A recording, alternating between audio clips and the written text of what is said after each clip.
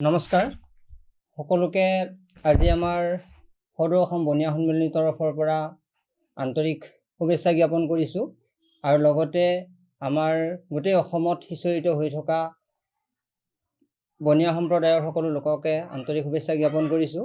আজি আমি ইয়াতে টংলা প্ৰেছ ক্লাবত হঠাতে এখন সংবাদমেল আয়োজন কৰিলোঁ। কথাটো হ'ল এনেকুৱা যে আমাৰ ওদালগুৰি আৰু দৰং জিলাৰ বনিয়া সন্মিলনীৰ আজি ৭১ বছৰ হ'ল।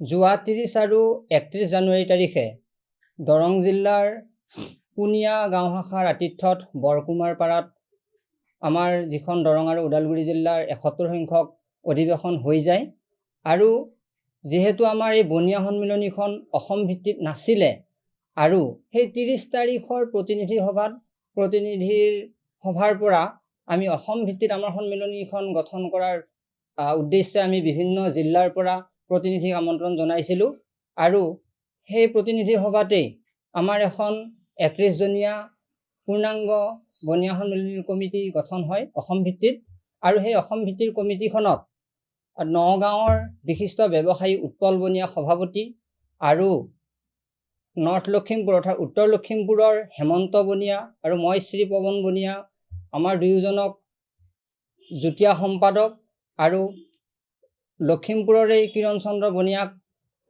কাৰ্যকৰী সভাপতি লগতে নলবাৰীৰ সতীশ বনিয়াক উপসভাপতি এনেকৈ এখন সমিতি গঠন কৰা হয়। এতিয়া আজিৰ আমাৰ এই সংবাদমেলৰ মেইন উদ্দেশ্যটো হৈছে মানে আমি যিহেতু বনিয়া সম্প্ৰদায়ৰ আৰু আমি বনিয়া সম্প্ৰদায়ৰ লোক হিচাপে আমি অনুসূচিত জাতিৰ 16টা যিটো আমাৰ উপজাতি আছে আৰু সেই 16টা উপজাতিৰ এটা অন্তৰ্ভুক্ত জাতি। কিন্তু কথাটো হ'ল এনেকুৱা ওদালগুৰি আৰু দৰং জিলাত যথেষ্ট সংখ্যক বৈশ্য উপাধিৰ অৰ্থাৎ সাধাৰণ কাষ্টত যিবিলাক পৰে তেওঁলোকে আমাৰ সেই অনুসূচিত জাতিৰ চাৰ্টিফিকেটখন লৈ বা বনিয়া উপজাতিৰ নামটো দি তেওঁলোকে আমাৰ যিখিনি ল'ৰা ছোৱালীয়ে পাবলগীয়া সুবিধা আমাৰ যিখিনি চৰকাৰী সা সুবিধা চৰকাৰী চাকৰিৰ পৰা ভিতৰ কৰি বিভিন্ন বিভাগত চাকৰি কৰি আছে, বিভিন্ন সুবিধা গ্ৰহণ কৰি আছে। গতিকে আমাৰ হাতত যথেষ্ট তথ্য আছে। আজি আমি আপোনালোকক তথ্য আপোনালোকৰ সন্মুখত দাঙি ধৰিব বিচৰা নাই, কিন্তু আজি আমি এই সংবাদমেলৰ জৰিয়তে তেখেতসকলক সকীয়াই দিব বিচাৰিছোঁ যে তেখেতসকলে এনেধৰণৰ বেআইনী কামৰ পৰা বিৰত থাকক আৰু যদি তেখেতসকলে এনেধৰণৰ বেআইনী বুলি এইকাৰণে কৈছোঁ যিহেতু তেখেতসকল বনিয়া সম্প্ৰদায়ৰ নহয় আৰু বনিয়া সম্প্ৰদায়ৰ নোহোৱা হেতুকেও তেওঁলোকে বনিয়া উপজাতিৰ নাম দি তেওঁলোকে আমাৰ সুবিধাখিনি গ্ৰহণ কৰি আছে আৰু যিখিনি সুবিধা আমাৰ ল'ৰা ছোৱালীয়ে বা আমাৰ বনিয়া সম্প্ৰদায়ৰ লোকে পাব লগা হৈ আছে সেই সুবিধাখিনিৰ পৰা বিৰত হৈ আছে। গতিকে পৰৱৰ্তী পৰ্যায়ত যদি তেওঁলোকে এনেধৰণৰ কাৰ্যত লিপ্ত হৈ থাকে আমি কিন্তু তাৰ সঠিক সিদ্ধান্ত আৰু উচিত তদন্তৰ ব্যৱস্থা কৰিম আৰু দৰকাৰ হ'লে আমি আইনৰ দ্বাৰস্থ হ'বলৈ বাধ্য হ'ম। কথাটো হ'ল এনেকুৱা, আগত যিহেতু অফলাইন ছিষ্টেম আছিল, অফলাইন ছিষ্টেম চাৰ্টিফিকেটবিলাক তেতিয়া ধৰক সভাপতি সম্পাদক বেলেগ আছিল বা বনিয়া সম্প্ৰদায় বা অনুসূচিত জাতি বুলি কওঁতে যিহেতু 16টা উপজাতি তাত সোমাই আছে আৰু তেতিয়া হয়তো সেই অনুসূচিত জাতিৰ য'ৰ পৰা চাৰ্টিফিকেটখন ইছ্যু হয় এটা অনুসূচিত জাতি পৰিষদ আছে আৰু সেই পৰিষদজনত হয়তো যে বনিয়া মানুহে যে থাকিব তেনেকুৱাটো কথা নাই।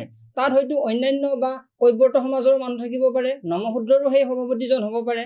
যেতিয়া এজন মানুহে বৈশ্য যে মই বৈশ্য লিখোঁ কিন্তু মোৰ উপজাতিটো বনিয়া এই বুলি কোৱাত তেতিয়া মুখৰ কথাত চাৰ্টিফিকেটবিলাক লৈ তেওঁলোকে সুবিধাটো গ্ৰহণ কৰি আছিলে।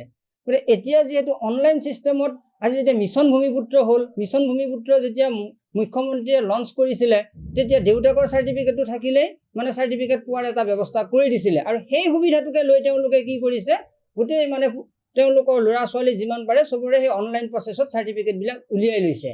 গতিকে এইকাৰণে এতিয়া আমি হতবাক হৈছোঁ আৰু আমি আমাৰ জাতিটোৰ প্ৰতি যে সংকট আহিব যে আমাৰ ল'ৰা ছোৱালীৰ ক্ষেত্ৰত যে এই অসুবিধাবিলাক আমি মৰ্মে উপলব্ধি কৰিছোঁ।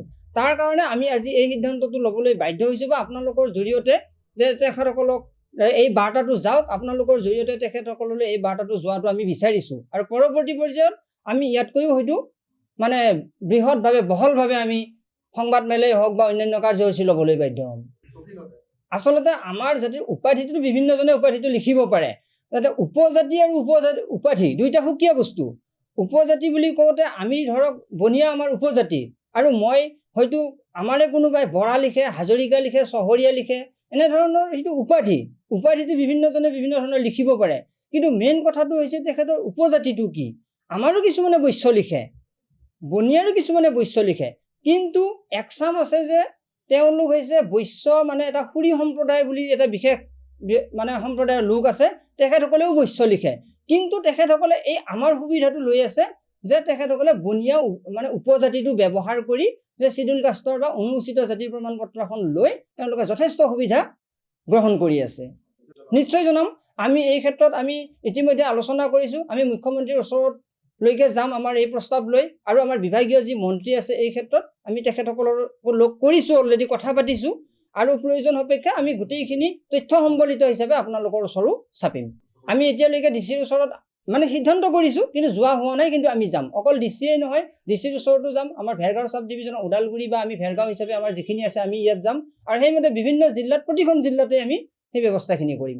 যিকোনো খবৰৰ বাবে যোগাযোগ কৰক 7099017330 লগতে 7099017110 নম্বৰত।